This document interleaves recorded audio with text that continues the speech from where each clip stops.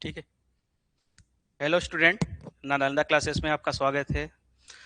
आज की क्लास में अपन क्या करेंगे, 2023 जो लेक्चरर में एग्जाम आया हुआ है उसके जो क्वेश्चन है उनको यहाँ पर सॉल्व करेंगे। ठीक है।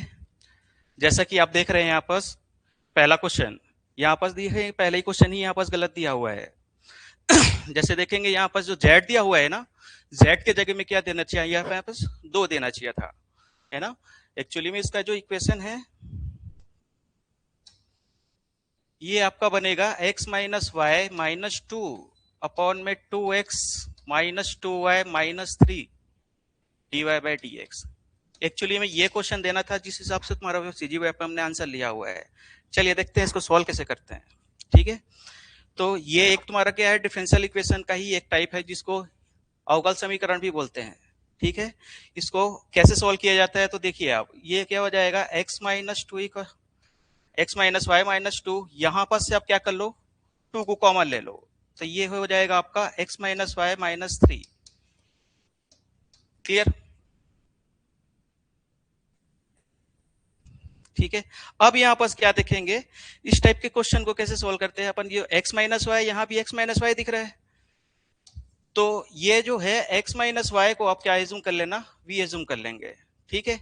अब वी एज्यूम करने के बाद इसको एक बार डिफरेंशिएट करेंगे, differentiate with respect to x. तो यहां से अगर x का रिस्पेक्ट में तुम क्या करोगे, x का करोगे तो यहाँ 1 हो जाएगा, और y का करोगे तो ये क्या हो जाएगा आपका dy by d x. v का डिफरेंशिएट करोगे तो dv अपॉन में क्या हो जाएगा, यहाँ से dv अपॉन dx हो जाएगा। अब यहाँ पर सब देखेंगे तो बाकी देखेंगे तो यहाँ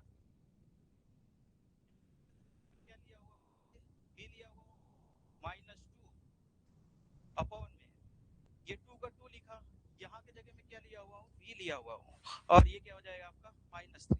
अब यहाँ पास आप देखेंगे कि ये पूरा v के टर्म पे है, तो आप क्या करो, यहाँ पास जो तुम्हारा dy बाई डी एक्स दिया हुआ है ना, उसको भी dv अपन dx के टर्म पे ले आते हैं। तो यहाँ से आप क्या करोगे, dy बाई डी एक्स की वैल्यू अगर आप निकालोगे तो इसको इधर ट्रांसफर कर दो तो प्लस हो जाएगा, और ये इधर माइनस हो जाएगा, तो उस हिसाब से क्या हो जाएगा 1 माइनस dv अपॉन में क्या हो जाएगा dx। तब यहाँ से ये इक्वेशन क्या मिल जाएगा आपका, dy बाई डी एक्स के जगह में क्या लिख सकते हो, 1 माइनस dv अपॉन में क्या हो जाएगा dx। क्लियर यहाँ तक। अब कुछ नहीं करना है, सेपरेट करते जाओ, इस 1 को सबसे पहले इधर कर ले आओ, या फिर ध्यान से देखोगे आप, ये dy बाई डी एक्स है, तो इसको सबसे पहले इधर ले आओगे तो ये प्लस में हो जाएगा, और ये इधर चले जाएगा तो माइनस में हो जाएगा। तो उस हिसाब से इक्वेशन क्या बन जाएगा, dy बाई डी एक्स, ये क्या हो जाएगा 1 प्लस v माइनस होगा एक्चुअली में। ठीक है। तो ये क्या हो जाएगा 1 माइनस क्या हो जाएगा v माइनस 2v माइनस 3 हो जाएगा। ठीक है। अब इसको सॉल्व करते हैं, तो अब यहाँ पर जब सॉल्व करेंगे तो ये हो जाएगा dv अपॉन में dx, एलसीएम इसका कितना आ जाएगा तुम्हारा 2v माइनस 3, 2v माइनस 3 इधर चले जाएगा, तो ये 2v माइनस 3 हो जाएगा, फिर माइनस में क्या हो जाएगा v माइनस 2 हो जाएगा। क्लियर। अब इसको सॉल्व करते हैं, तो 2v माइनस v करेंगे तो यहाँ पर कितना हो जाएगा, v हो जाएगा, और माइनस 3 प्लस 2 करेंगे तो यहाँ पर प्लस 1 होगा, और ये क्या हो जाएगा 2v माइनस 3, और यहाँ पर क्या करोगे dv अपॉन dx। अब यहाँ से क्या करोगे, वेरिएबल सेपरेबल वाला मेथड लगाते हैं। मतलब इसका मतलब ये है कि जहां जहां v है तो v वाले को v वाले के पास ले जाइए, और x वाले को x वाले के साथ ले जाइए। जब x को मैं इधर लेके जाऊंगा तो ये क्या बन जाएगा आपके यहाँ से,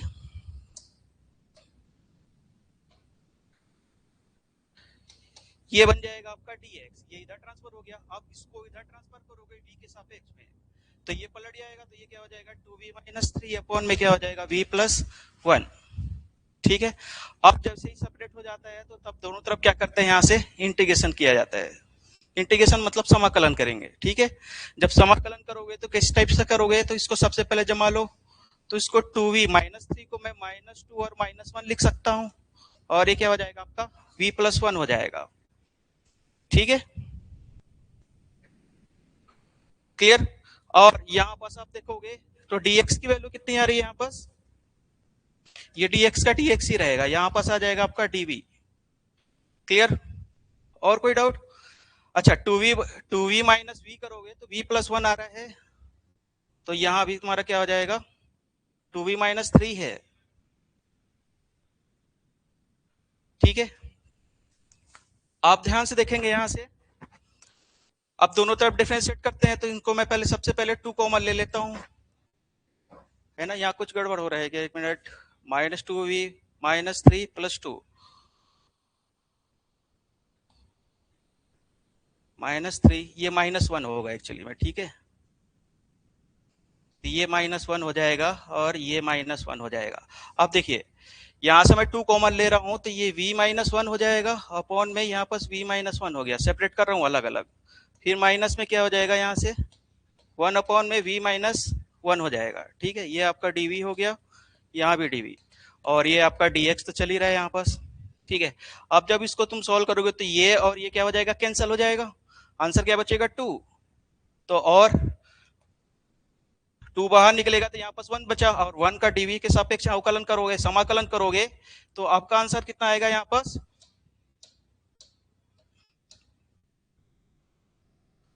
v आएगा, माइनस यहाँ पास इसको क्या करोगे, जब भी लीनियर इक्वेशन रहता है तो उसको x की तरह ही बिहेव करते हैं अपन, तो इसका आंसर कितना आ जाएगा, log v माइनस वन, और यहाँ पर dx से सापेक्ष है और यहाँ पास वन है, तो इसका आंसर कितना आ जाएगा, x, और यहाँ पास कितना आ जाएगा, c। अब यहाँ पास क्या करो, v की वैल्यू वापस पुट कर दो, तो v की वैल्यू अपन क्या एज्यूम किए हुए हैं, यहाँ पास x माइनस वाई एज्यूम किए हुए हैं, तो यहाँ से x माइनस वाई हो जाएगा minus log x minus y minus one हो जाएगा, और यहाँ से x प्लस क्या हो जाएगा, c। यहाँ से मल्टीप्लाई करोगे two x minus two y minus log x minus y minus one, और x प्लस क्या हो जाएगा, c हो जाएगा। x को इधर ट्रांसफर करोगे, देखो टू एक्स है और यहाँ x है, x को यहाँ पास माइनस करोगे तो क्या हो जाएगा, x माइनस में आ जाएगा प्लस में, और माइनस टू है, लॉग x को इधर ट्रांसफर कर दो, माइनस के साथ है तो इधर क्या हो जाएगा आपका, प्लस में हो जाएगा, ठीक है।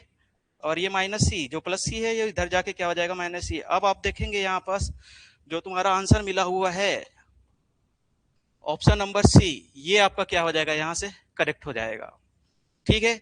तो यहाँ पास आप देखेंगे कि जो व्यापन क्वेश्चन दिया हुआ था वहां पर z के जगह में क्या होना था, टू होना था, तब जाके ये आपका क्या आता, आंसर आता, ठीक है। चलिए अब नेक्स्ट क्वेश्चन में करते हैं। अब ये दिया हुआ है लीनियर इनइक्वालिटीज दिया हुआ है ना, असमिकाएं, है ना, असमिकाएं चैप्टर से दिया हुआ है, तो इसको सॉल्व कैसे किया जाएगा, आपको क्वेश्चन दिया हुआ है 15x minus two by x is greater then one दिया हुआ है। सबसे पहले इसको सॉल्व कर लेते हैं, दोनों का एलसीएम लूंगा, तो ये 15x square minus two upon में क्या हो जाएगा, x, और ये क्या हो जाएगा, वन। x को इधर ट्रांसफर कर दो, तो 15x स्क्वायर माइनस टू, और ये इधर जाके क्या हो जाएगा, x हो जाएगा, क्लियर। x को फिर इधर ट्रांसफर कर सकते हो आप, तो 15x स्क्वायर माइनस टू, ये माइनस क्या हो जाएगा, x हो जाएगा, और यहाँ पास क्या हो जाएगा, जीरो हो जाएगा, क्लियर। अब इसको सिस्टमेटिक तरीके से लिख लो, पहले एक्स स्क्वायर आता है, फिर minus x minus two is greater then क्या हो जाएगा, जीरो। अब ये तुम्हारा क्या बन गया, वर्ग समीकरण बन गया। वर्ग समीकरण को अपन क्या करेंगे, गुणनखंड करेंगे, फैक्टराइजेशन करेंगे, तो ये किस में ब्रेक होगा, 15x स्क्वायर, ये minus six x plus five x minus two is greater than zero. यहां से क्या कर लो आप, 3x कॉमन ले लो, यहां से 3x कॉमन लोगे तो क्या बन जाएगा, यहां से 5x बचेगा और ये माइनस टू बचेगा। यहां से प्लस वन कॉमन ले लो, तो यहाँ पास 5x minus two is greater than zero हो जाएगा। यहां से 3x प्लस वन हो जाएगा, और ये क्या हो जाएगा, 5x minus two is greater then क्या हो जाएगा, जीरो हो जाएगा, क्लियर। अब इस टाइप वाले क्वेश्चन को कैसे सॉल्व किया जाता है, आपको यहां से दिख रहा होगा कि मैं किसी भी दो का प्रोडक्ट कर रहा हूं तो मेरे को पॉजिटिव नंबर मिलना चाहिए, ठीक है। अब पॉजिटिव नंबर कब मिलेगा, ये देखिए, यदि ये क्या हो जाए, प्लस हो जाए और ये प्लस हो जाए, जब प्लस और प्लस का जब मैं मल्टीप्लाई करूंगा तो ऑलरेडी पॉजिटिव ही आएगा। तो पहला केस क्या बनेगा आपका, 3x प्लस वन जो होगा वो ग्रेटर देन जीरो होना चाहिए, 5x माइनस टू को भी क्या होना चाहिए, ग्रेटर देन जीरो होना चाहिए, ठीक है। दूसरा केस क्या बनेगा, अगर बाई चांस इसको मैं माइनस ले लूं और इसको भी मैं माइनस ले लूं, ठीक है, दोनों को अगर मैं माइनस लूंगा तो माइनस माइनस मिलके प्लस बन जाएंगे, मतलब ऑलरेडी पॉजिटिव हो गया, तो सेटिस्फाई कर रहा है। तो दूसरा केस क्या रहेगा आपका, यहां से case number 2, 3x plus 1 is less then 0 मतलब नेगेटिव होगा, तो 5x माइनस 2 को भी क्या होना पड़ेगा, यहाँ पास नेगेटिव होना पड़ेगा। ठीक है, अब दोनों केस को सॉल्व करते हैं।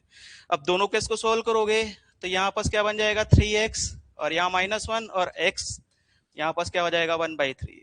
जब इसको सॉल्व करोगे तो 5x और यहाँ पास कितना हो जाएगा 2, x की वैल्यू निकालनी है तो यहाँ पास क्या करोगे 2 अपॉन में क्या हो जाएगा 5 हो जाएगा।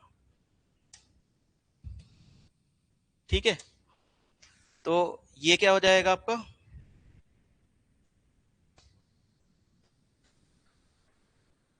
ठीक है, तो ये x की वैल्यू क्या हो जाएगी यहाँ से 2/5 हो जाएगी। क्लियर, इसको सॉल्व करते हैं तो ये क्या हो जाएगा आपका 3x plus 1 is less then 0 है ना, तो 1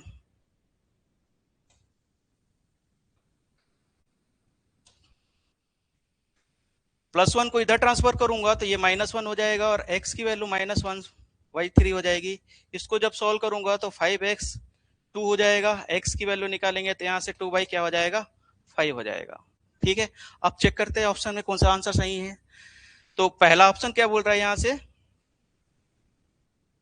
कि x की वैल्यू जो बोल रहा है 0.4 से सिर्फ बड़ी होनी चाहिए, तो यहाँ पर आप देखोगे तो इसकी वैल्यू मैं पॉइंट में निकाल देता हूं, तो ये आपका आंसर आएगा 0.33 आएगा।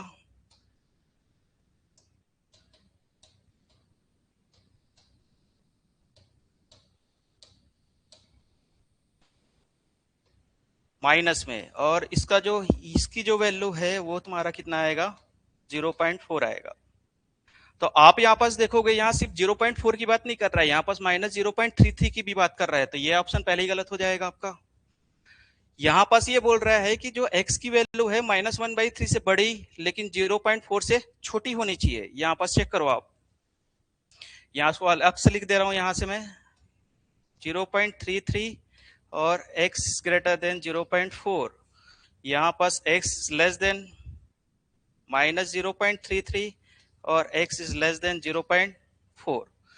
तो अब आप यहां से समझोगे कि जब x की वैल्यू क्या बोल रहा है -0.33 से क्या है बड़ी है, जब x की वैल्यू क्या बोल रहा है -0.33 से बड़ी है तो x 0.4 की वैल्यू भी से भी क्या होनी चाहिए बड़ी होनी चाहिए, जबकि यहाँ पास क्या बोला हुआ है लेस देन बोला हुआ है, इसलिए भी आंसर क्या हो जाएगा गलत हो जाएगा।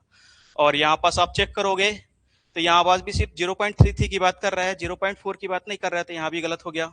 अब यहाँ पास आप चेक करिए, जब x की वैल्यू क्या बोल रहा है यहाँ से -1.3 मतलब -0.33 से क्या है यहाँ पास बड़ी है। अब इसको देख लो, x की वैल्यू -1/3 से बड़ी है, हाँ है, और यहाँ पास 2/5 से भी बड़ी है, तो 2/5 से भी बड़ी मतलब देखो ये वाला कंडीशन सेटिस्फाई कर रहा है एक साथ, इसलिए तुम्हारा क्या हो जाएगा आंसर ये सही हो जाएगा।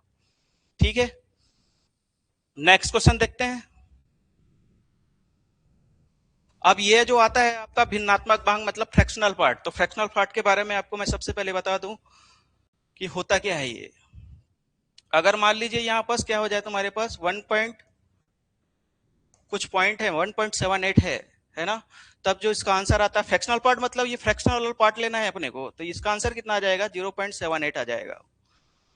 अगर मैं बात करूं 2.78 की बात कर रहा हूं तो अभी इसका फ्रैक्शनल पार्ट कितना है तुम्हारा 0.78 हो जाएगा। अगर मैं बोलूं कि 2.5 ले लो तो 2.5 की वैल्यू कितनी हो जाएगी 0.5 हो जाएगा। ठीक है, मतलब फ्रैक्शनल पार्ट को लेना है, और इसका जो फॉर्मूला होता है फ्रैक्शनल पार्ट का वो x माइनस क्या होता है ग्रेटेस्ट इंटीजर ऑफ x होता है। ठीक है, तो ऐसे करके निकलेगा। अब देखिए क्वेश्चन में आते हैं अपन, क्वेश्चन में बोला हुआ है कि sine fractional part of x equal to में cos fractional part of x है।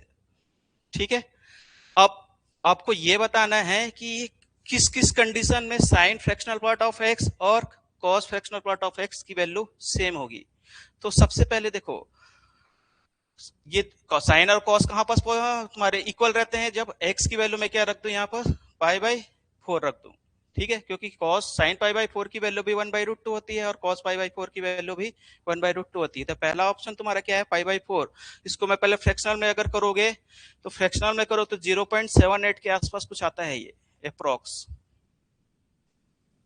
ठीक है, और अगर आप देखोगे यहां से ये मेरे को जो रेंज है ना, इस रेंज के अंदर में मेरे को निकालना है कि कितने हल होंगे इसमें, तो इसको भी मैं फ्रैक्शन उसमें कर लेता हूँ, डेसिमल में कर लेता हूँ, तो ये तुम्हारा 0 हो जाएगा। और पाई की वैल्यू कितनी होती है 3.14, तो 2 पाई की वैल्यू कितनी हो जाएगी 6.28। मतलब इन दोनों के बीच में ही मेरे को क्या करना है, इसका सॉल्यूशन निकालना है। ठीक है, तो सबसे पहला सॉल्यूशन तो आपको मिलेगा कि अगर पाई बाई 4 रख रहा हूं तो देखिए यहां पास अगर मैं पाई बाई 4 को ना रख के मैं इसको डेसिमल को रखता हूं 0.78 और यहां पास 0.78। ठीक है, तो 0.78 मतलब पाई बाई 4, तो पाई बाई इसका आंसर कितना आ जाएगा तुम्हारा 0.78 आ जाएगा। 0.78 में क्या हो जाएगा तुम्हारा ये इक्वल हो जाएगा।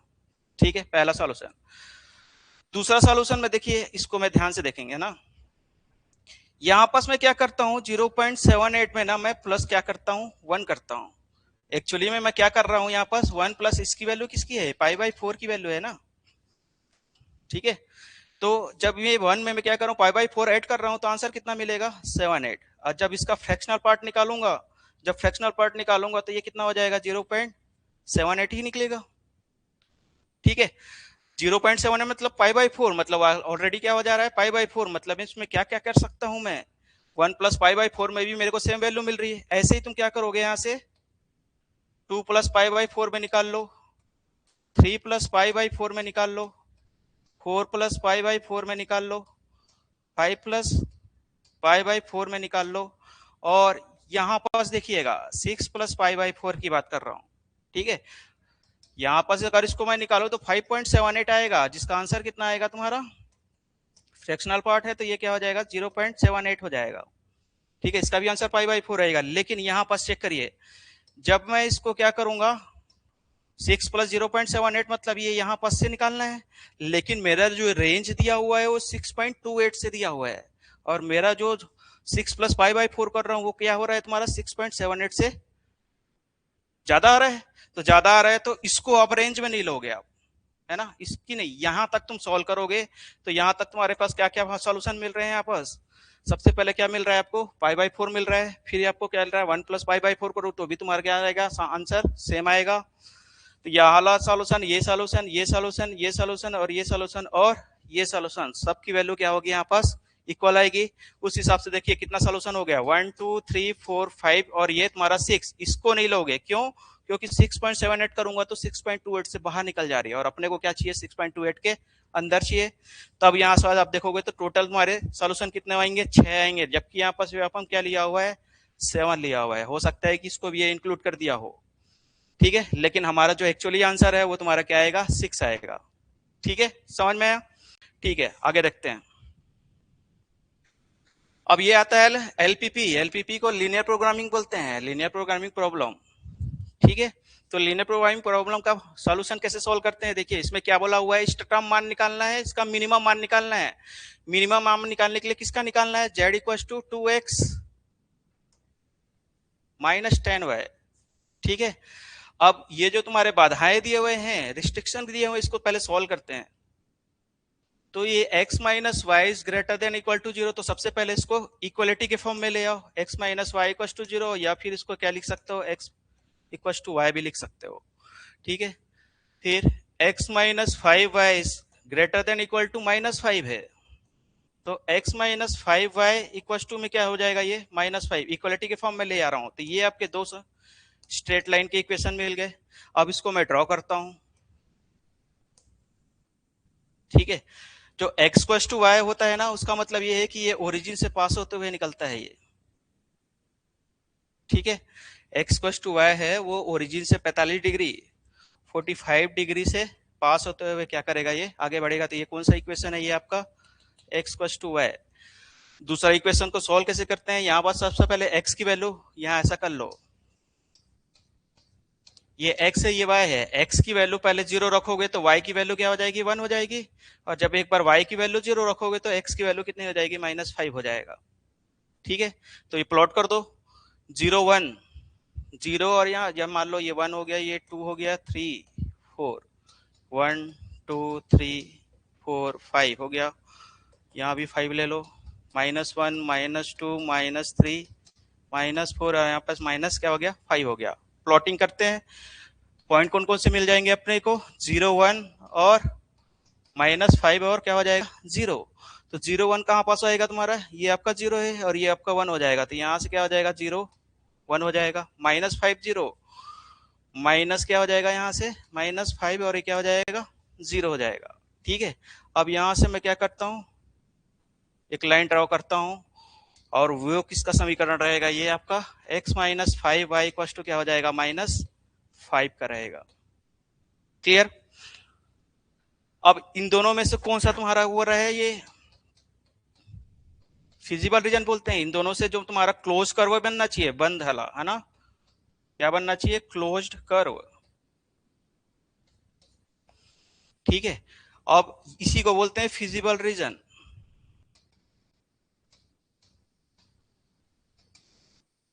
या हिंदी में उसको बोलते हैं सुसंगत क्षेत्र। और याद रखिएगा सुसंगत क्षेत्र के ही अगर शीर्ष वाले को ही देखेंगे तो वहां से ही मैक्सिमम और मिनिमा निकलता है, अधिकतम और न्यूनतम मान निकलता है। तो अब ये तुम्हारे फिजिबल रीजन है, फिजिबल रीजन के कॉर्नर पॉइंट को देख लो कौन कौन से हैं यहाँ पास, तो बता दे रहा हूँ यहाँ पास -5 0 हो गया एक पॉइंट, दूसरा पॉइंट कौन सा है ये आपका 0 0, तो ये आपका क्या हो जाएगा 0 0। एक पॉइंट ये मिला हुआ है आपका कॉर्नर पॉइंट है, देखो यहाँ से। अब इस पॉइंट के बारे में आपको मालूम नहीं है तो सबसे पहले इसको वैल्यू कैसे निकालेंगे, तो आपको ये देखना है कि ये जो पॉइंट है कौन कौन से रेखा से क्या हो रहा है, ये प्रतिच्छेद हो रहा है या इंटरसेक्शन हो रहा है। तो उस इक्वेशन को क्या कर दो, सॉल्व कर दो। जैसे कि ये दो इक्वेशन दिया हुआ है, x = y दिया हुआ है और x - 5y = -5 दिया हुआ है। ठीक है, अब ये दो समीकरण को सॉल्व करो और x और y की वैल्यू निकालते हैं, कोऑर्डिनेट इसका। तो यहाँ पास मैं क्या कर रहा हूँ, x की वैल्यू यहाँ पास क्या कर दे रहा हूँ, y पुट कर दे रहा हूँ, तो ये y माइनस क्या हो जाएगा 5/1 -5, तो ये कितना हो जाएगा -4y हो जाएगा और ये -5, तो y की वैल्यू क्या हो जाएगी 5/4। ठीक है, जब y की वैल्यू 5/4 है तो x की वैल्यू भी 5/4 होगी, तो ये कितना हो जाएगा तुम्हारा 5/4 और ये भी तुम्हारा क्या हो जाएगा 5/4। क्लियर। अब मेरे को क्या करना है, इसका मैक्सिमा मिनिमा निकालना है। तो मैं पहले बताया कि ये फिजिबल रीजन है ना, जो तुम्हारा क्लोज कर्व रहता है यहाँ पास। ठीक है, कॉमन शेडेड पॉइंट बोलते हैं जिसको, फिजिबल रीजन के कॉर्नर पॉइंट में ही देखोगे आप। ठीक है, फिजिबल रीजन के कॉर्नर पॉइंट से ही तुम्हारा क्या निकलता है, मिनिमा और मैक्सिमा निकलता है। तो बस कुछ नहीं करना, एक पॉइंट कौन सा मिल गया आपका 5/4 और यहाँ भी क्या मिल गया 5/4। अब इस तीन जो पॉइंट मिले हुए हैं, शीर्ष मिले हुए हैं, उसको यहाँ पास क्या कर दो, पुट कर दो x और y के जगह में। जब मैं इसको पुट करूंगा -5 और 0 को पुट करूंगा तो x की वैल्यू -5 रखूंगा तो आंसर कितना, और इसकी वैल्यू 0 हो जाएगी, तो कितना आ जाएगा आंसर इसका -10 आ जाएगा। जब 0 0 पुट करूंगा तो आंसर कितना आ गया आपका यहाँ पास 0 आ जाएगा, मतलब टोटल कितना आ जाएगा 0 आ जाएगा। जब यहाँ पास 5/4 पुट कर रहा हूँ, देखो यहाँ से 2 इंटू क्या करूंगा 5/4 हो गया, -10 इंटू क्या हो जाएगा 5/4, तो ये कितना हो जाएगा आपका 10/4 हो गया, और ये आपका कितना हो गया 50/4 हो गया। तो इसका आंसर कितना आएगा -40/4, मतलब आंसर कितना आ जाएगा -10। तो इसका भी आंसर कितना आ गया -10। अब आप ये बताओ इसमें सबसे मिनिमम वैल्यू कौन सी है, तो यहाँ पर देख रहा हूँ तो -10 -10 दोनों में है, तो आप बोल सकते हो कि इसका मिनिमम वैल्यू कौन सी होगी, यहाँ पास -10 होगा। ठीक है, तो इस तरह का तुमको क्या कर सकते हैं, इसको एलपीपी को सॉल्व किया जाता है। सबसे पहले इसको ड्रॉ करोगे, ड्रॉ करने के बाद इसका सुसंगत क्षेत्र बनाओगे। सुसंगत क्षेत्र मतलब फिजिबल रीजन। जैसे ही फिजिबल रीजन मिला तो आप क्या करोगे, यहाँ से इसका कॉर्नर पॉइंट देखोगे, कॉर्नर पॉइंट में देखोगे कि शीर्ष में क्या हो रहा है, मिनिमम पूछ रहा है कि मैक्सिमम पूछ रहा है, तो यहाँ पास आप इसकी वैल्यू पुट कर देना। आपको अगर मिनिमम पूछ रहा है तो आप मिनिमम वैल्यू देखना, अगर इसी की जगह में मैक्सिमम वैल्यू पूछता तो आंसर इसका क्या आता 0 आता। ठीक है, ठीक है, नेक्स्ट क्वेश्चन देखिए। फिर आया है तुम्हारा एलपीपी का। ठीक है, 80 का है वाला, फिर इसको भी वैसे ही सॉल्व करते हैं, देखिए कैसे सॉल्व करना है। तो ये तुम्हारा है 2x + 3y > 6 है, और एक समीकरण है आपका 5x + 3y > 15 दिया हुआ है।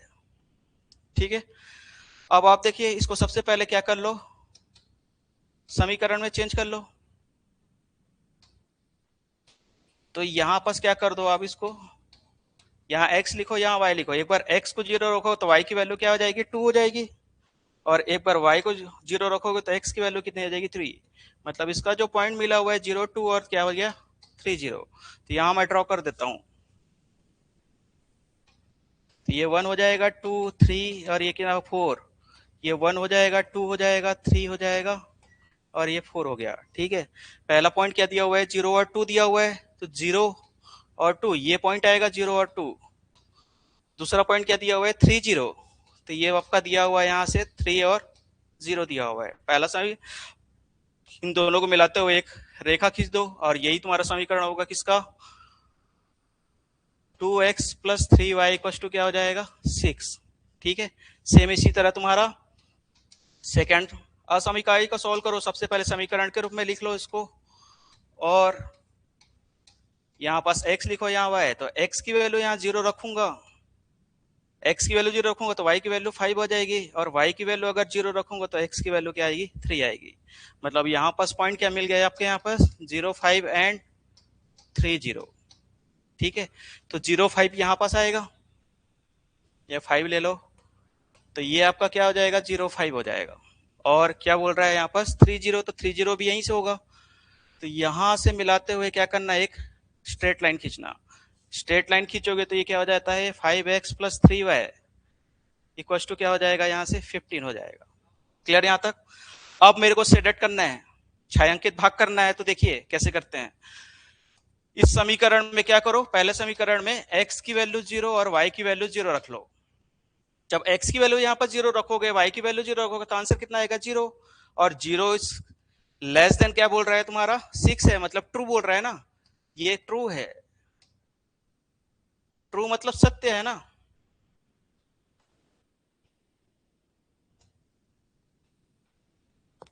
ठीक है, ट्रू मतलब यहाँ पास क्या हो जाएगा, सत्य है। तो जब भी तुम्हारा अगर सत्य है और एक्स की वैल्यू 0 और वाई की वैल्यू आप 0 पुट कर रहे हो और आपको सत्य आंसर मिल रहा है या ट्रू आंसर मिल रहा है ना, तो ये 0 की तरफ जाता है। ये कौन सा समीकरण है ये आपका, ये वाला। तो ये आपका क्या हो जाएगा, 0 की तरफ जाएगा। ये 0 है तो 0 की तरफ जाएगा। अगर ये 0, अगर ये फॉल्स होता है या असत्य होता है तो ये 0 से हट के चले जाता, मतलब ये इस तरफ चले जाता। ठीक है, सेम इसी तरह इसमें भी देखो, यहाँ भी 0 0 पुट करो, 0 0 पुट करूंगा तो ये ट्रू होगा, ट्रू होगा तो ये भी तुम्हारा क्या होगा, 0 की तरफ जाएगा। ठीक है, अब आप देखोगे तो दोनों में देखोगे ना, तो ये जो तुम्हारा है ये कॉमन शेडेड पॉइंट है, इसी को क्या बोलते हैं, फिजिबल रीजन,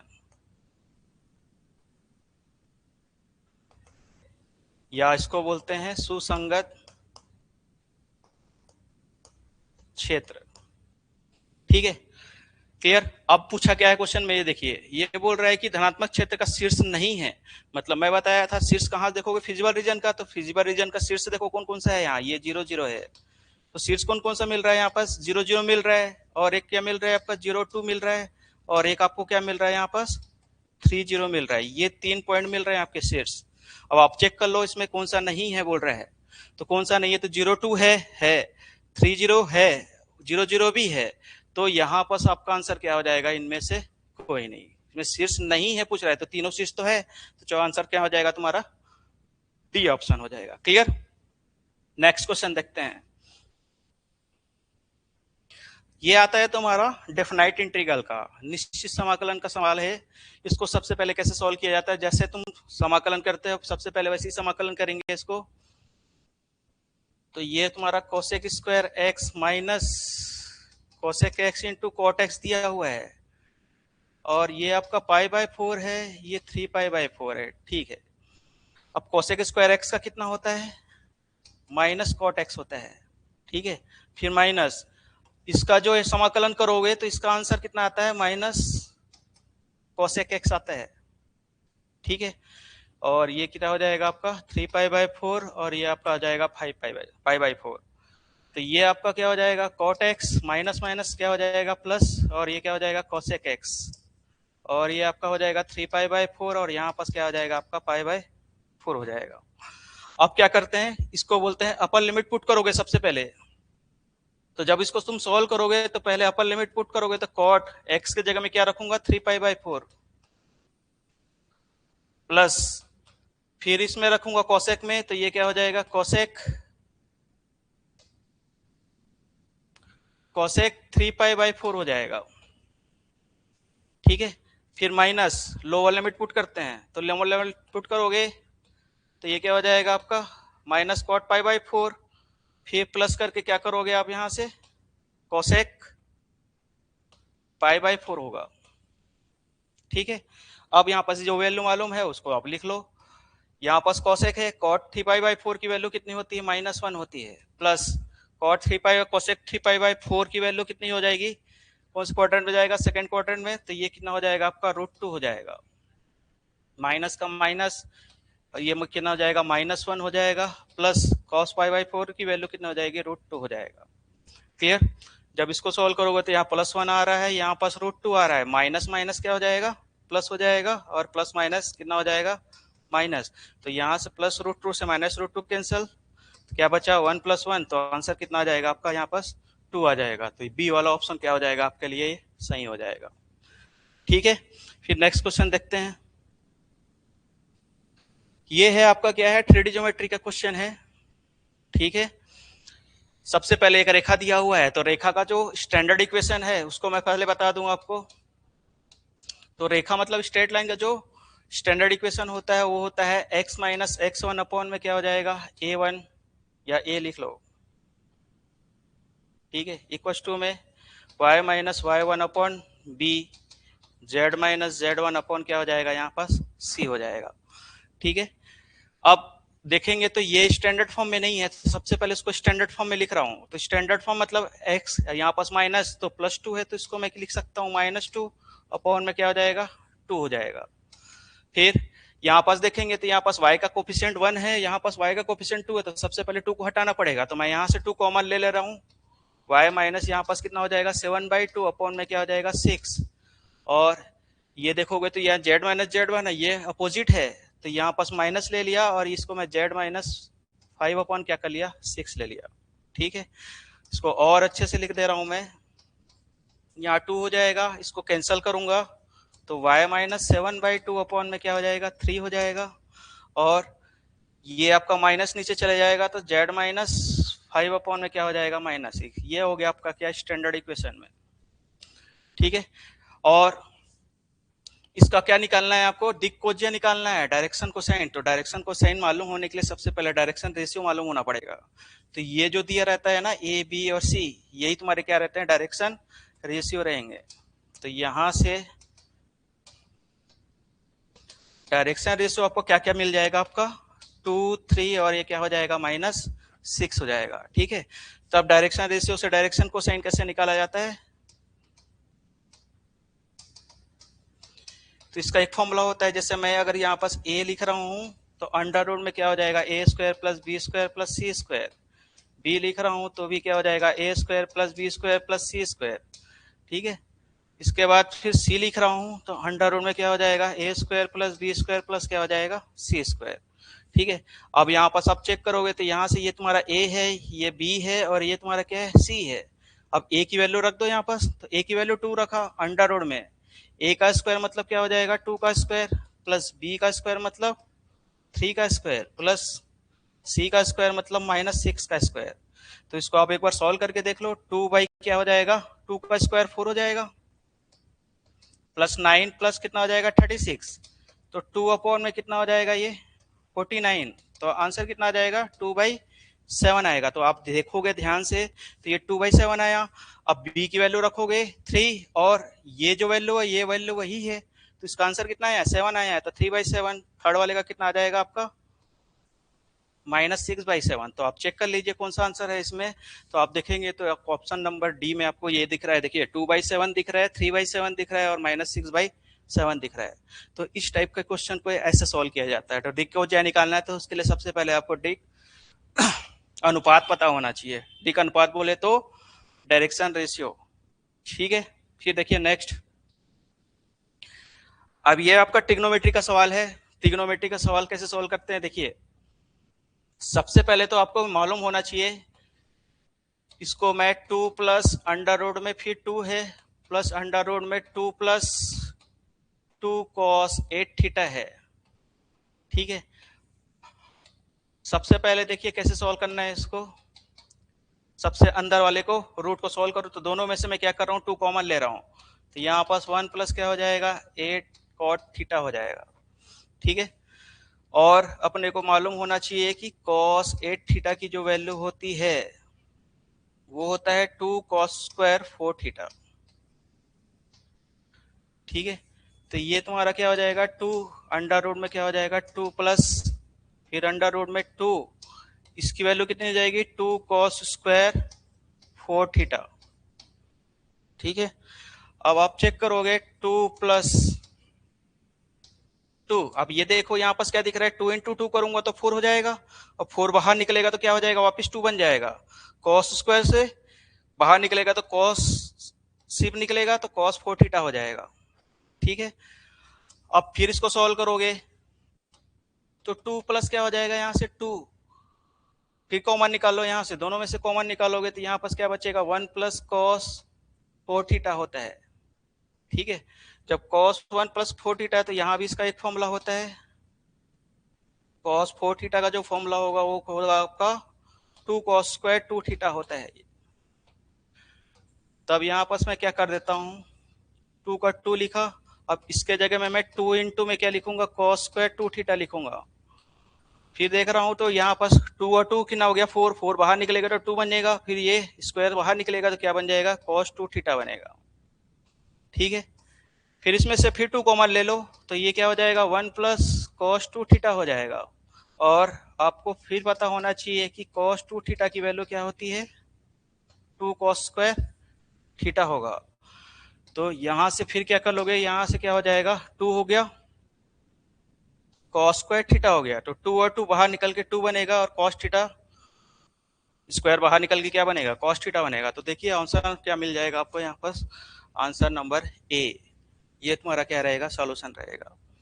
ठीक है, अब ये जो फॉर्मूले बने हुए हैं ये याद करने के लिए नहीं है, इसको आप ऐसा भी कर सकते हो। देखिए मेन फॉर्मूला मैं बता रहा हूं आपको 1 प्लस कॉस 2 थीटा है, और इसका जो मेन आंसर है ये आपका 2 कॉस स्क्वायर थीटा होता है। अब इसी से ही तुम ये सब फॉर्मूले बना सकते हो, जैसे कि देखिए यहाँ पास क्या दिख रहा है आपको 2 थीटा दिख रहा है, और यहाँ पास क्या दिख रहा है थीटा दिख रहा है।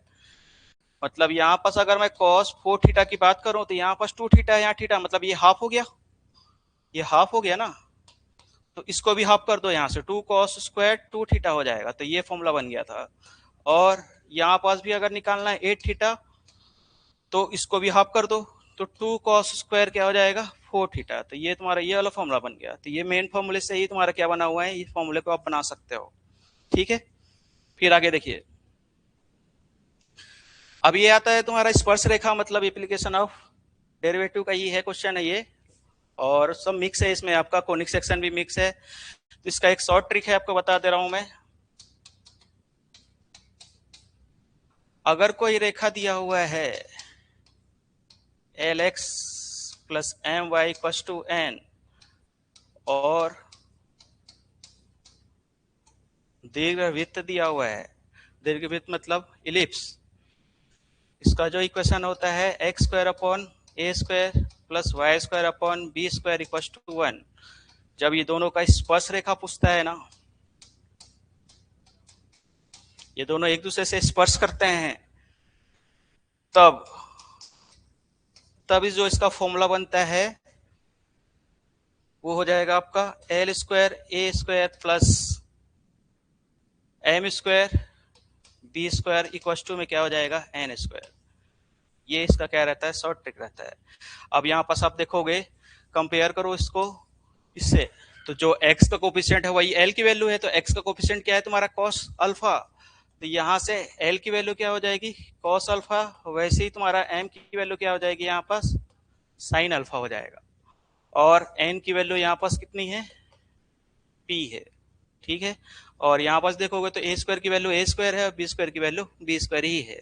अब यहाँ पास पुट कर दो, एल स्क्वायर की वैल्यू पुट करोगे तो ये क्या हो जाएगा cos square alpha into a square plus m की वैल्यू कितनी है sine square alpha into b square, n की वैल्यू कितनी है यहाँ पास पी है, तो यहाँ पास पी का स्क्वायर हो जाएगा।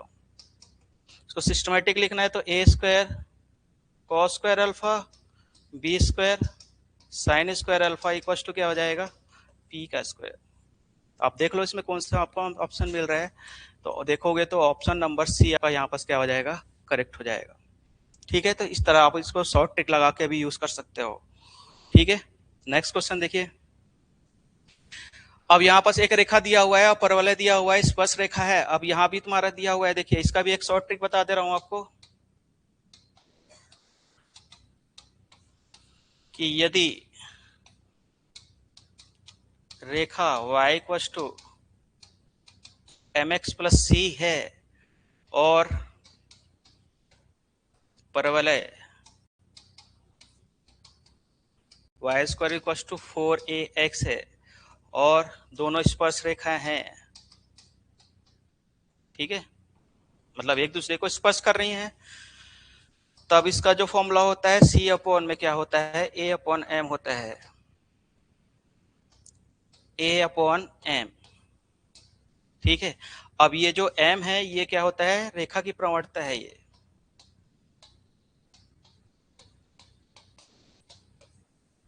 ठीक है, और ए जो निकलेगा वो यहां से निकलेगा। तो सबसे पहले अपन मैं एम और ए की वैल्यू निकाल देता हूं। तो सबसे पहले इसको स्टैंडर्ड इक्वेशन में लेके आता हूं, y equal to m x plus c के फॉर्म में। तो हमारे पास दिया हुआ है y minus two x minus one by four equal to zero. Solve करूंगा तो ये कितना हो जाएगा, 4x माइनस 8x, या फिर ऐसा कर लो इसको और शॉर्ट फॉर्म में देख लो।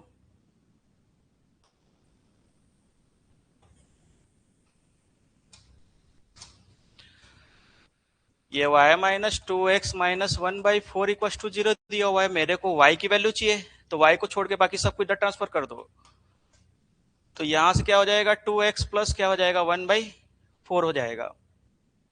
ठीक है, अब यहाँ पास देखिए, यहाँ पास देखिए ये तुम्हारा जो है, कंपेयर कर लो यहाँ से y equal to m x plus c से कंपेयर करो तो m की वैल्यू यहाँ से क्या मिल रही है आपकी, 2 मिल रही है, और c की वैल्यू क्या मिल रही है यहाँ पास, 1/4 मिल रहा है।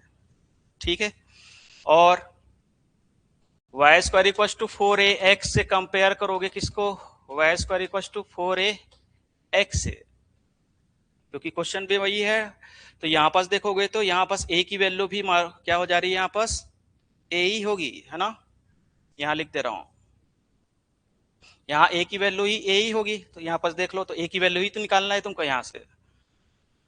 ठीक है, तो तुमको किस किस की वैल्यू मालूम चाहिए, c और m की वैल्यू। तो c की वैल्यू कितनी है यहाँ पास,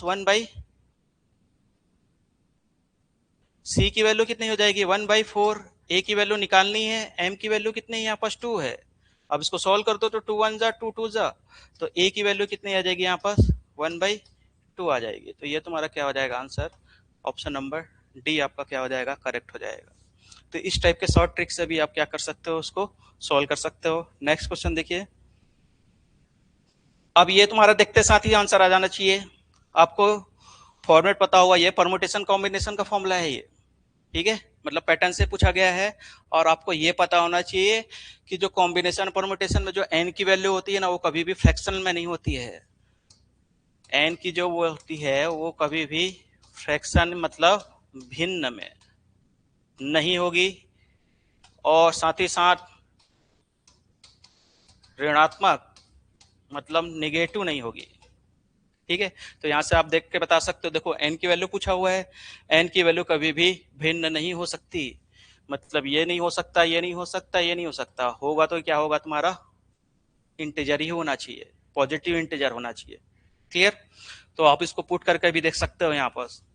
तो एन की वैल्यू मैं यहाँ 6 पुट करता हूँ तो 12 बन जाएगा, C3 हो जाएगा, और ये 6C2 हो जाएगा, और मेरे को लाना क्या है यहाँ पर, 44/3 लेके आना है। इसको सॉल्व कर लेते हैं, नीचे में इसको 6C3 लिख दे रहा हूं। तो इसको सॉल्व कैसे करते हैं, इसको 3 बार कम करते हैं 12 को, तो 12 11 और क्या हो जाएगा 10, और 3 को एक बार क्या करोगे, 1 तक लेके जाओगे। ये इसको सॉल्यूशन करते हैं शॉर्ट ट्रिक में। कॉम्बिनेशन को कैसे सॉल्व करोगे, 3 बार कम करोगे, और ये क्या हो जाएगा आपका 3 इंटू 2 इंटू 1 हो जाएगा। तो आप यहां से देखोगे तो 3 2 6 कैंसिल हो जाएगा, यहां से तुम्हारा कितना हो गया, ये 5 हो जाएगा, है ना, और 3 4 जा हो जाएगा। तो ऊपर में क्या आ गया तुम्हारा 20, और ये 11 आ गया, और नीचे का पूरा कट कैंसिल, और ये क्या हो जाएगा 5/, तो ये भी तुम्हारा कितना हो जाएगा 20, और 11 हो गया, 6 हो गया, और कुछ बच रहा है यहाँ पास 3 5 4 1 मिनट फिर से देखते हैं इसको, है ना।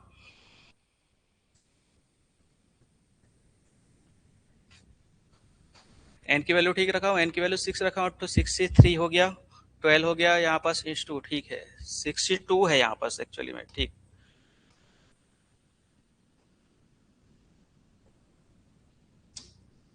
ठीक है, तो यहाँ 62 होना चाहिए। अब देखते हैं सॉल्व करके, तो ये 3 बार कम करोगे 10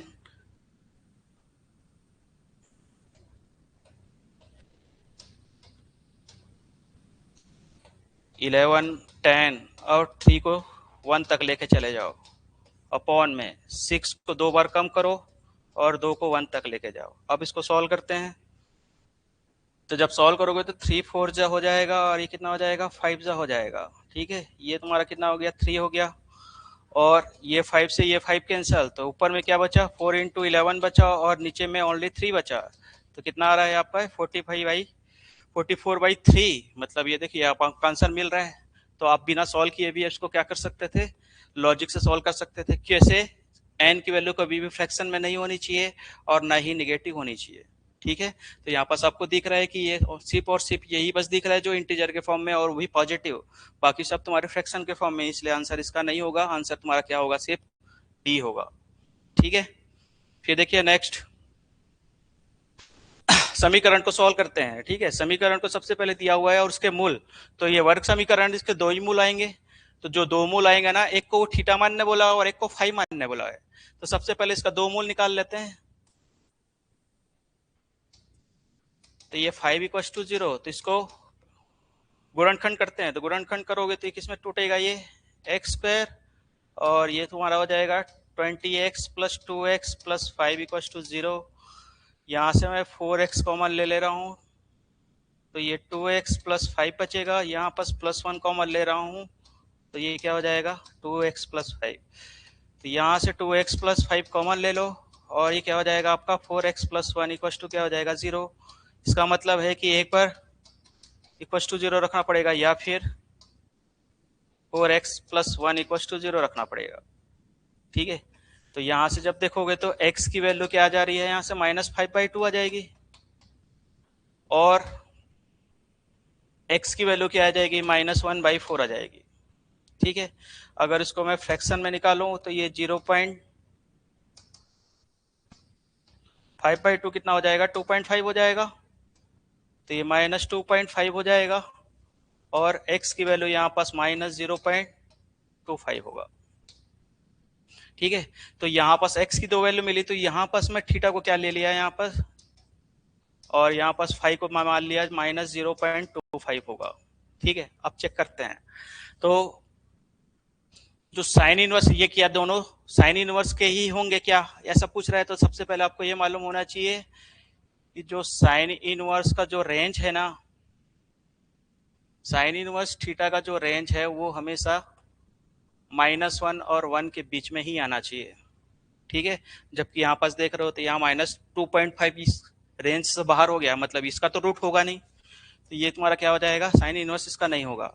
सेक इनवर्स का आपको पता होना चाहिए, सेक इनवर्स थीटा का जो रेंज होता है -∞ से 1 रहता है, -1, और 1 से लेके इन्फिनाइट के बीच में होता है।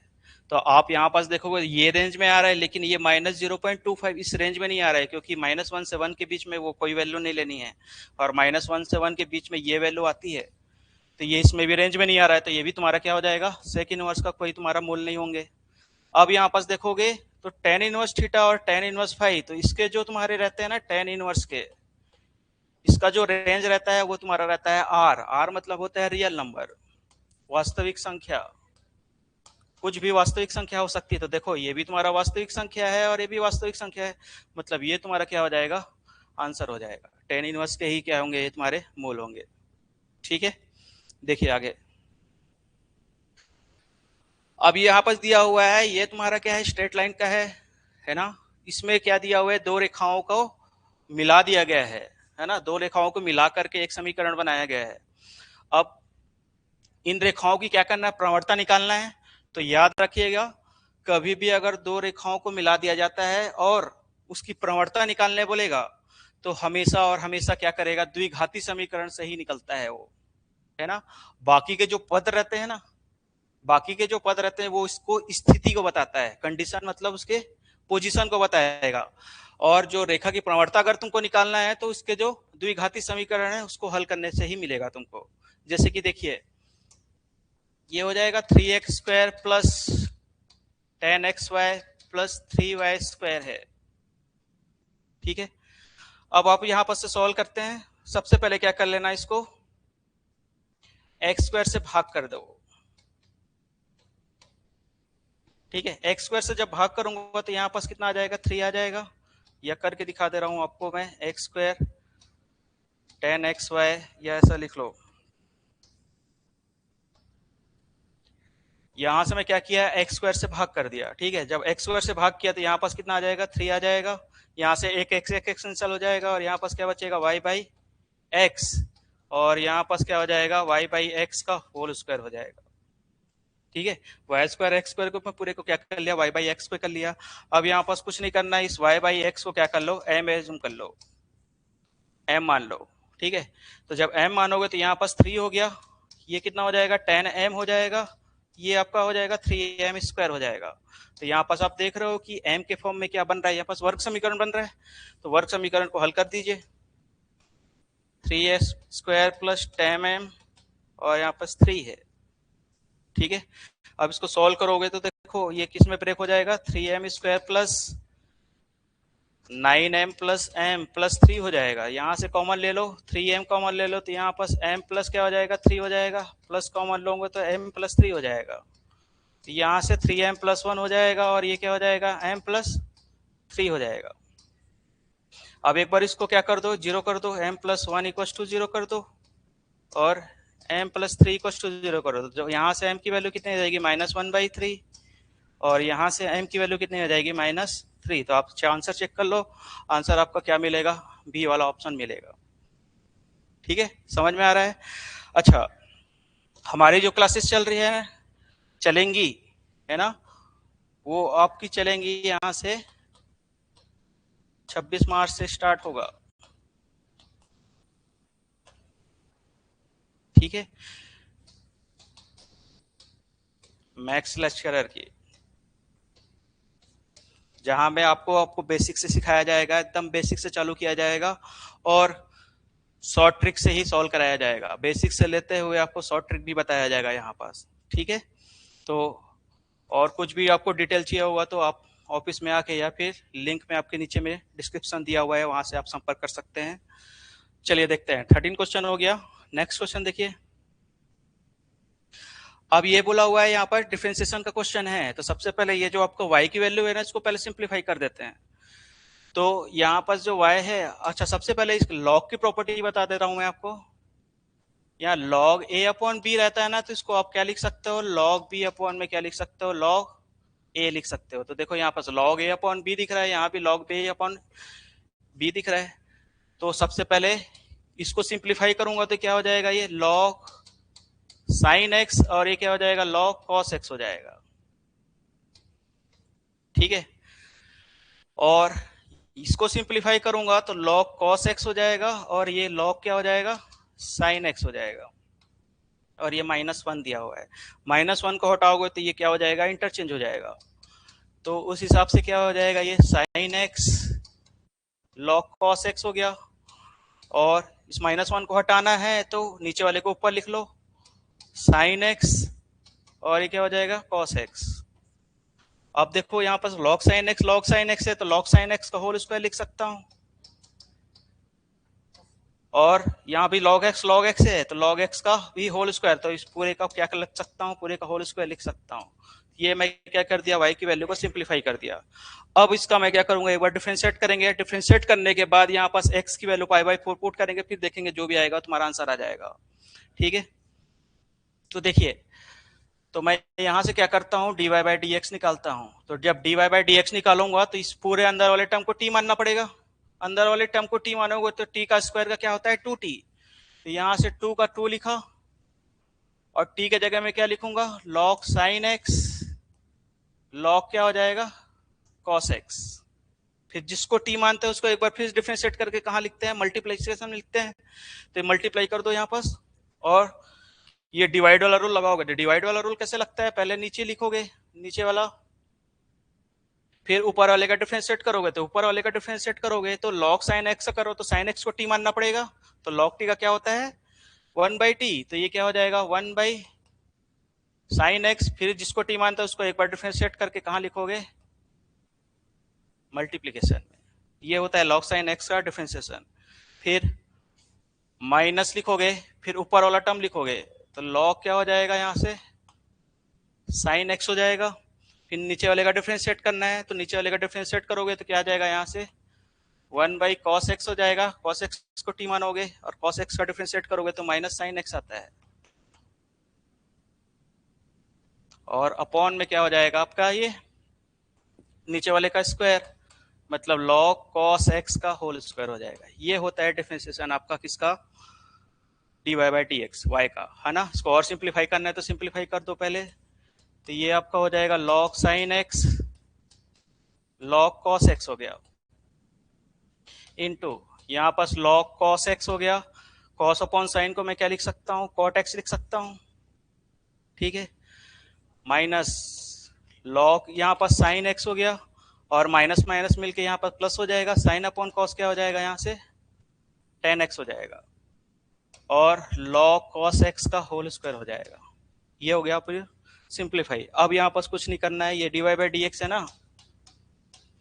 तो dy/dx की वैल्यू कहाँ पास निकालना है मेरे को, x = π/4 पे। तो जहां जहां x है वहां मैं क्या रख दे रहा हूँ, π/4 पुट कर दे रहा हूँ। तो आप देखोगे तो 2 का 2 हो गया, log साइन यहाँ पास क्या करोगे, π/4 पुट करोगे तो साइन π/4 1/√2 होता है, तो ये 1/√2। फिर log का log हो गया, cos π/4 भी 1/√2 होता है, इनटू, ठीक है। फिर देखो log cos x, तो यहाँ पास क्या हो जाएगा तुम्हारा, log यहाँ पास भी क्या हो जाएगा, 1/√2 हो जाएगा। ही cot x के जगह में π/4 पुट करूंगा तो cot π/4 की वैल्यू 1 होती है, तो यहाँ पास कुछ नहीं लिख रहा हूँ, इंटू 1 लिख लो, ज्यादा है। तो log साइन π/4 पुट करोगे तो भी 1/√2 आएगा यहाँ पास,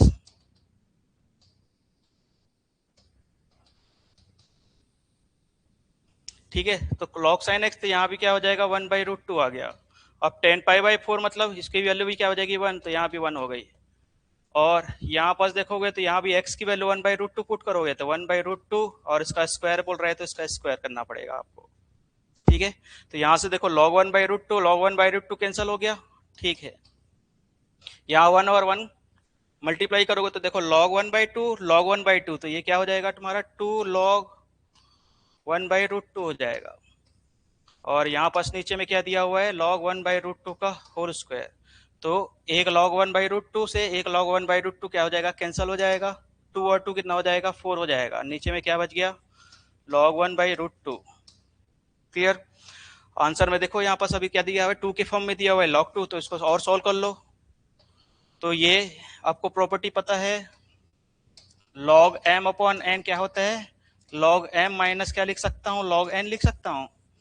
तो यहाँ से क्या हो जाएगा, ये log 1 माइनस क्या हो जाएगा, log √2 हो जाएगा। फिर 4 का 4, log 1 की वैल्यू 0 होती है, माइनस इसको log 2 टू पावर में 1/2 लिख सकता हूँ। और log की एक और प्रॉपर्टी होती है, m के पावर n है तो उसको n सामने चले जाता है, तो n log क्या हो जाएगा, m हो जाएगा, ठीक है। तो उस हिसाब से क्या हो जाएगा आपका 4, ये माइनस 1/2 बाहर, और ये क्या हो जाएगा log 2। तो 2 को ऊपर ले जाओ और माइनस को भी ले जाओ, तो ये -8 अपॉन में क्या हो जाएगा, log 2। तो उस हिसाब से तुम्हारा क्या ऑप्शन दिख रहा है, यहाँ पर डी वाला ऑप्शन क्या हो जाएगा, यहाँ से करेक्ट हो जाएगा। तो इस टाइप के क्वेश्चन को सॉल्व किया जाता है ऐसा। y को सबसे पहले आप क्या कर दो, सिंप्लीफाई कर दो, सिंप्लीफाई करने के बाद डिफरेंशिएट कर दो। डिफरेंशिएट जैसे ही करोगे वहां पर क्या कर दो, x की वैल्यू π/4 पुट कर दो। पुट करने के बाद जो भी आंसर आएगा तुम्हारा आंसर मिल जाएगा, ठीक है। नेक्स्ट देखिए, ये है आपका क्या है, महत्तम पूर्णांक मतलब ग्रेटेस्ट इंटीजर फंक्शन है। ये थोड़ा सा अच्छा क्वेश्चन है, इसको ध्यान से देखेंगे। आपको पहले ग्रेटेस्ट इंटीजर का मैं फॉर्मेट बता दे रहा हूँ, किस टाइप का काम करता है ये। अगर बाई चांस ये क्या कर रहे हैं, यहाँ पास 2.5 है, ठीक है, इसका ग्रेटेस्ट इंटीजर फंक्शन क्या होता है, इसके जस्ट ग्रेटेस्ट वाला निकालना है, तो इसके जस्ट पहले वाला कौन सा रहेगा आपका, 2 रहता है ना। ऐसे सॉल्व करोगे, ये 2 है और ये 3 है, यहाँ पास 2.5 है, जस्ट पहले वाला क्या लेना है, यहाँ पास इंटीजर लेना है, ग्रेटेस्ट इंटीजर मतलब बड़ा वाला इंटीजर लेना है, ठीक है। जैसे मान लो 3.2 है, तो इसका आंसर कितना आ जाएगा, 3 आ जाएगा, ठीक है। और अगर मैं बोलूँ कि यहाँ पास -3.2 दिया हुआ है, तो -3.2 कैसे आएगा, यहाँ से यहाँ पास कितना होगा, -4 होगा, यहाँ पास -3, तभी तो ये -3 और -4 के बीच में -3.2 आएगा। तो जस्ट इसका ग्रेटेस्ट इंटीजर कौन सा है तुम्हारा, -4, तो ये क्या हो जाएगा आंसर इसका, -4 होता है, ठीक है। इसका मतलब ये है कि अगर कोई आपको y दिया हुआ है, ठीक है, तो ये जो तुम्हारा रहेगा n रहेगा, और ये n+1 के बीच में ही रहेगा, n से इक्वल भी रहेगा, है ना। जैसे मान लो ये तुम्हारा क्या है, फॉर्मेट है तुम्हारा ग्रेटेस्ट इंटीजर का, ठीक है। अब समझते हैं उसमें ये दिया हुआ है आपको यहां पर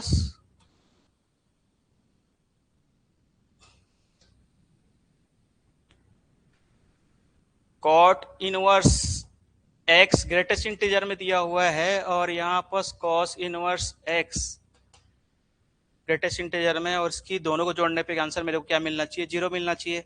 अब आप ये बताएंगे मेरे को कि ये दो संख्याओं को जोड़ने पे मेरे को 0 मिलना चाहिए, तो क्या होगा, इसकी वैल्यू क्या होनी पड़ेगी, 0 होना पड़ेगा, इसकी वैल्यू 0 होगा, तभी तो आंसर मेरे को क्या मिलेगा, 0 मिलेगा ना, है ना। तो अब ये देखो, इसके अंदर का आंसर मेरे को 0 मिल रहा है। अब 0 कब मिलेगा मेरे को, ये भाई कॉट इनवर्स एक्स है, तो कॉट इनवर्स एक्स की वैल्यू क्या होगी, 0 से क्या होनी चाहिए, यहां से 1 होनी चाहिए, इसका आंसर 0 मिल रहा है। अब 0 तभी मिलेगा ना भाई, इसको 0 करूंगा और इसको 0 करूंगा और दोनों को प्लस करूंगा, तो आंसर मेरे को क्या मिलेगा, 0 मिलेगा। ये कंडीशन हो सकता है, मतलब इसकी वैल्यू क्या होगी, 0 होगी, और इसकी वैल्यू भी क्या होनी चाहिए, 0 होनी चाहिए। और अभी मैं बताया हूं, अगर यहाँ पास 0 आ रहा है तो यहाँ पास 0 लिखोगे, और 0+1 मतलब कितना हो जाएगा, 1 हो जाएगा, क्लियर। सेम इसी तरह तुम्हारा क्या हो जाएगा, कॉट इनवर्स कॉस इनवर्स है, ये भी आपका 0 के इक्वेट, और यहाँ पास क्या हो जाएगा, 1 हो जाएगा। अब इसी को सॉल्व करते हैं, एक्स की वैल्यू निकालते हैं यहाँ पास। अब यहाँ पास ये कॉट इनवर्स को हटाना है, तो मेरे को क्या करना पड़ेगा, कॉट को मल्टीप्लाई करना पड़ेगा। तो जैसे ही यहाँ से मैं कॉट को मल्टीप्लाई करूंगा ना, तो ये तुम्हारा जो असमीका है ना, ये चेंज हो जाता है, ये तुम्हारा क्या हो जाएगा, लेस देन है ना, तो ये क्या हो जाएगा, यहाँ से ग्रेटर हो जाता है, क्योंकि कॉट फंक्शन जो तुम्हारा रहता है ना, डिक्रीजिंग फंक्शन होता है, डिक्रीजिंग फंक्शन में क्या तुम्हारा क्या हो जाएगा, चेंज हो जाएगा। अब कॉट 0 की वैल्यू क्या होती है, इन्फिनाइट होती है, और इसका आंसर कितना हो जाएगा, x, और यहाँ पास कॉट 1 होगा, तो ये क्या हो जाएगा, कॉट 1। तो x की जो वैल्यू बता रहे हैं वो क्या बता रहे हैं, ओपन ब्रैकेट में क्या हो जाएगा, कॉट 1, और ये क्या हो जाएगा, इन्फिनाइट हो जाएगा। तो ये x की वैल्यू सेम इसी तरह तुम्हारा कॉस इनवर्स में भी निकाल लो, दोनों तरफ कॉस का मल्टीप्लाई कर दो, तो कॉस, और ये तुम्हारा चेंज हो जाएगा, कॉस में कॉस इनवर्स क्या हो जाएगा, x हो जाएगा, और ये हो जाएगा कॉस 1 हो जाएगा। अब कॉस 0 की वैल्यू कितनी होती है, 1, और यहाँ पास x हो गया, और ये तुम्हारा क्या हो जाएगा, कॉस 1 हो जाता है, ठीक है। मतलब यहाँ से x की वैल्यू क्या हो जाएगी, x बिलोंग्स टू तुम्हारा कॉस 1 हो जाएगा, ये कॉस 1 हो जाएगा, और ये तुम्हारा क्या हो जाएगा, 1 हो जाएगा, ठीक है, क्लियर यहाँ तक। अब ये दो तुम्हारे क्या मिल गए, सॉल्यूशन मिल गए। इस x को मैं क्या करता हूँ, अच्छा एक बता देता हूँ यहाँ से, कॉट 1 की ना अप्रोक्स 0.64 के आसपास कुछ वैल्यू होती है, और कॉस 1 की वैल्यू 0.57 के आसपास कुछ होती है। अब इसको नंबर लाइन में डिनोट करता हूं मैं। तो सबसे पहले क्या कौन कौन सा पॉइंट मिला हुआ है, ये माइनस इन्फिनाइट है, ये आपका क्या हो जाएगा, इन्फिनाइट है। यहाँ एक 1 मिला हुआ है, और 0.64 है, और 0.5, तो यहाँ पास आ जाएगा 0.64, और यहाँ पर 0, अच्छे से लिख दे रहा हूँ यहाँ से मैं,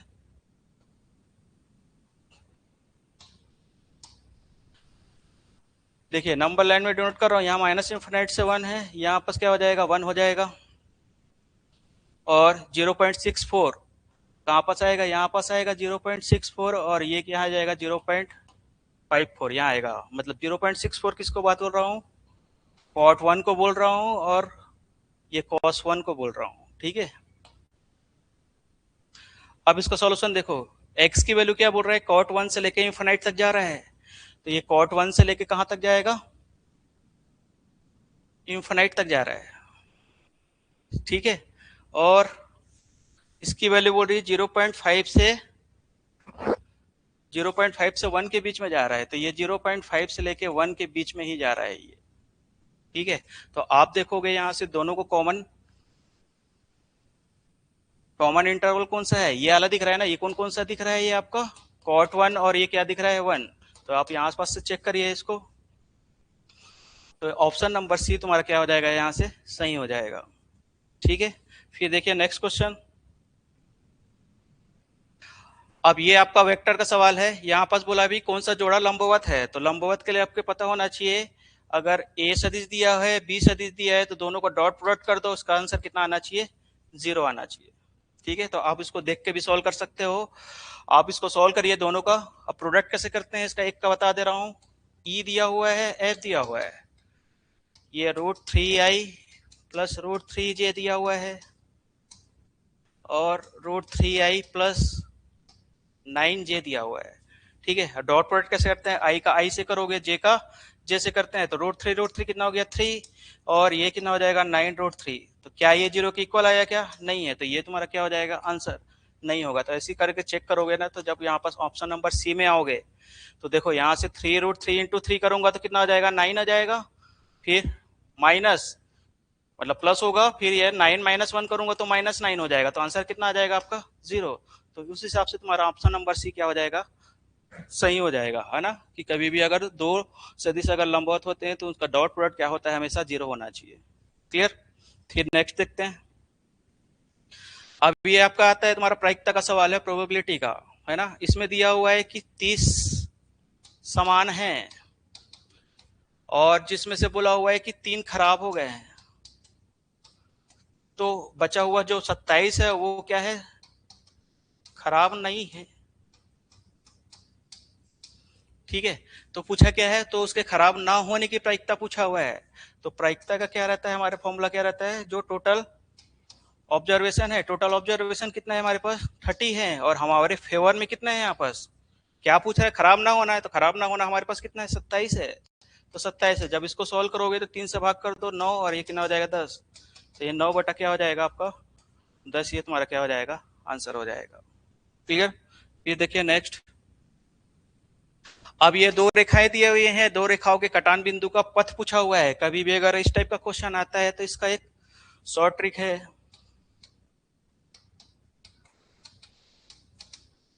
क्या करना, इन दोनों का स्क्वायर करना और जोड़ देना, और कुछ नहीं करना है। इन दोनों का स्क्वायर करो, मतलब ये क्या हो जाएगा आपका एक्स स्क्वायर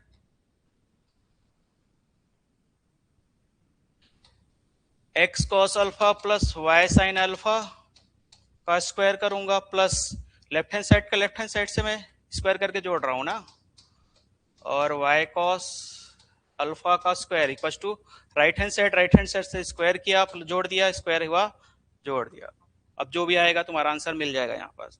तो ए प्लस बी का होल स्क्वायर लगाओगे तो ये क्या हो जाएगा ए स्क्वायर, ये क्या हो जाएगा आपका बी स्क्वायर, प्लस 2ab, तो 2 कॉस एक्स वाई हो जाएगा कॉस अल्फा, और ये क्या हो जाएगा साइन अल्फा। ठीक है, प्लस a माइनस बी का होल स्क्वायर, ए स्क्वायर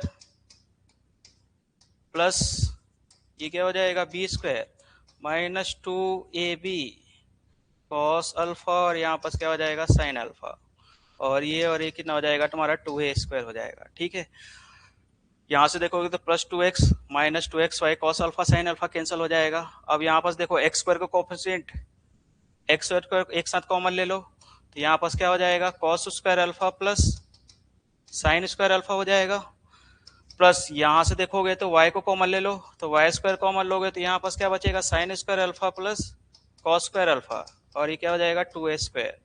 तो इसकी वैल्यू कितनी होती है, 1 होती है, तो ये एक्स स्क्वायर हो जाएगा और ये क्या हो जाएगा, वाई स्क्वायर हो जाएगा और ये क्या हो जाएगा आपका 2a स्क्वायर। तो ये तुम्हारा क्या हो जाएगा, ऑप्शन नंबर बी तुम्हारा क्या हो जाएगा, सही हो जाएगा। ठीक है, कभी भी इस टाइप का क्वेश्चन आते हैं तो इन दोनों को क्या कटान बिंदु पूछता है, तो दोनों का स्क्वायर करो, वर्ग करने के बाद उसको क्या कर दो, जोड़ दो, तो तुम्हारा आंसर मिल जाएगा। ठीक है, फिर नेक्स्ट क्वेश्चन देखो, फिर एक तुम्हारा क्या आ गया, एलपीपी के क्वेश्चन आ गए। एलपीपी को डायग्राम से सॉल्व करेंगे। सबसे पहले कौन कौन सा इक्वेशन दिया हुआ है, x plus y is less than 5 और आपको दिया हुआ है 3x plus y is less than क्या हो जाएगा 9। सबसे पहले इसको सॉल्व करते हैं। तो ये x और y, तो x की वैल्यू 0 रखूंगा तो 5 आ जाएगा, y की वैल्यू 0 रखूंगा तो 5 आ जाएगा, तो मतलब यहाँ पर 0 5 एंड 5 0 मिलेगा। यहां से तुम्हारा क्या हो जाएगा, ये एक्स वाई निकालोगे तो x की वैल्यू यहाँ 0 रखूंगा तो y की वैल्यू 9 आ जाएगी, और जब y की वैल्यू यहाँ पर 0 रखूंगा तो x की वैल्यू 3 आ जाएगी। तो यहाँ से 0 9 हो गया और यहाँ पर क्या हो जाएगा 3 0। अब इस लाइन को मैं यहाँ का क्या करता हूँ, प्लॉट करता हूँ। ठीक है, तो पहला है यहाँ पर, तो ये 1 2 3 4 और ये 5 है, ये 1 2 3 4 5 है। ठीक है, सब पॉजिटिव है। ये -1 कर लो, यहाँ पास -1 और ये 0। तो पहला है 0 5, तो 0 5 यहाँ पास आएगा, ये 0 5 हो गया। फिर 5 0 तो यहाँ पास आएगा, तो ये क्या हो जाएगा आपका 5 0। यहाँ से एक लाइन ड्रॉ करोगे तो ये जो लाइन का इक्वेशन है ये कौन सा है तुम्हारा, x plus y equal to क्या हो जाएगा 5 का है। अब इसको प्लॉट कर लो, 0 9 बोल रहा है, मतलब ये 0 और यहाँ पास कहीं ना कहीं क्या होगा 9 होगा, तो मैं मान के चलता हूँ इसको तुम्हारा क्या है 0 9 है ये। ठीक है, और 3 0 है, तो यहाँ से तुम्हारा क्या हो जाएगा 3 0। तो यहाँ से मैं क्या कर रहा हूँ, इसको ड्रॉ कर रहा हूँ, तो ये तुम्हारा क्या हो जाएगा आपका 3x plus y equal to क्या हो जाएगा 9। क्लियर, ये ड्रॉ हो गया। अब इसका फिजिबल रीजन निकालते हैं। फिजिबल रीजन मतलब जो कॉमन सेडेड पॉइंट होता है, ठीक है, कॉमन सेडेड रीजन जो होता है उसको निकालते हैं। तो कैसे निकालते हैं, यहाँ पास क्या करो 0 0 वैल्यू पुट कर दो, 0 0 वैल्यू पुट करूंगा तो ये क्या हो जा रहा है, ट्रू हो जा रहा है। तो ट्रू हो जा रहा है तो ये 0 की तरफ जाएगा, तो x प्लस वाई वाला है, तो ये तुम्हारा क्या हो जाएगा 0 की तरफ जाएगा। ठीक है, फिर यहाँ पास भी 0 0 पुट करूंगा तो ये भी तुम्हारा क्या हो रहा है, ट्रू हो रहा है। ट्रू हो रहा है तो ये भी तुम्हारा क्या होगा 0 की तरफ जाएगा। अब आप देखोगे तो जो कॉमन सेडेड रीजन मिल रहा है ना वो ये मिलेगा। ठीक है, ये आपका क्या मिल गया, आपका फिजिबल रीजन, सुसंगत क्षेत्र बोलते हैं इसको, सुसंगत क्षेत्र। ठीक है, अब सुसंगत क्षेत्र से ही अपन क्या निकालते हैं, उसका अधिकतम और मिनिमम मान निकालते हैं। तो यहाँ पर z की वैल्यू क्या दी हुई है, z की वैल्यू यहाँ पर दिया हुआ है आपका 12x, 12x प्लस क्या दिया हुआ है 3y, मतलब इसी का मैक्सिमम निकालना है। तो ये मैक्सिमम वैल्यू कहां से निकलता है, फिजिबल रीजन के शीर्ष से या फिर वर्टेक्स से बोलते हैं इसको। ठीक है, कॉर्नर पॉइंट बोलोगे तो कॉर्नर पॉइंट कौन कौन सा है यहाँ पास, एक तो आपको मिल गया 0 5, ये वाला कॉर्नर पॉइंट, एक मिल गया यहाँ से आपका क्या हो जाएगा 0 0, और एक पॉइंट मिल गया यहाँ से कितना हो गया 3 0, और एक पॉइंट आपका यहाँ पास मिल रहा है, देखो चेक करो। ठीक है, तो इसका पॉइंट निकालना है, और इसका पॉइंट कैसे निकालना सिखाया हूं पिछली क्वेश्चन में। देखो ये कौन कौन से लाइन से क्या हो रहा है, टच हो रहा है, उस लाइन को क्या कर दो सॉल्व कर दो। तो कौन कौन सा लाइन टच हो रहा है, ये x plus y equal to 5 और 3x plus y equal to क्या हो जाएगा 9। इसको सॉल्व कर दो और x और y की वैल्यू निकाल दो। जैसे ही माइनस करोगे तो ये -2x हो जाएगा, ये कैंसिल हो जाएगा, और ये -4, तो x की वैल्यू क्या हो जाएगी 2 हो जाएगी। तो जब x की वैल्यू यहाँ 2 करूंगा तो y की वैल्यू क्या हो जाएगी, यहाँ से 3 मिल जाएगी। तो ये पॉइंट तुम्हारा क्या मिल गया, यहाँ से 2 और 3 मिल जाएगा। तो एक और कॉर्नर पॉइंट मिल गया आपको कितना, 2 और 3। अब इस कॉर्नर पॉइंट में क्या करो, आप z की वैल्यू पुट कर दो, जो z दिया हुआ है ना उसकी वैल्यू पुट कर दो, और देख लो कि इसमें अधिकतम मान किसका आ रहा है। तो सबसे पहले मैं यहाँ पर z की वैल्यू लिख दे रहा हूँ, तो यहाँ पर 12x प्लस क्या हो जाएगा 3y। ठीक है, जब x की वैल्यू यहाँ 0 रखूंगा और y की वैल्यू 5 रखूंगा तो कितना आ जाएगा आंसर इसका 15। 0 पुट किया तो 0 आ जाएगा, 3 पुट करूंगा तो यहाँ पास कितना आ जाएगा 36, और 0 पुट किया तो 0 हो जाएगा। 2 की वैल्यू पुट करूंगा, x की वैल्यू 2 पुट करूंगा तो यहाँ पास कितना हो जाएगा 24, प्लस 3 की वैल्यू पुट करूंगा तो 9। तो आंसर कितना आ जाएगा 33। ये 36 है और ये तुम्हारा कितना है 15 है। अब आपको पूछ रहा है कि अधिकतम मान किसका है, तो अधिकतम मान किसका है यहाँ पास 36 है ना, इस वजह से तुम्हारा आंसर क्या हो जाएगा यहाँ पास 36 हो जाएगा, ऑप्शन नंबर बी। क्लियर। तो इस तरह इसको क्या किया जाता है, लीनियर इक्वेशन को क्या किया जाता है, एलपीपी है सॉरी है ना, एलपीपी मतलब लीनियर प्रोग्रामिंग प्रॉब्लम का इस तरह सॉल्व किया जाता है ग्राफ से।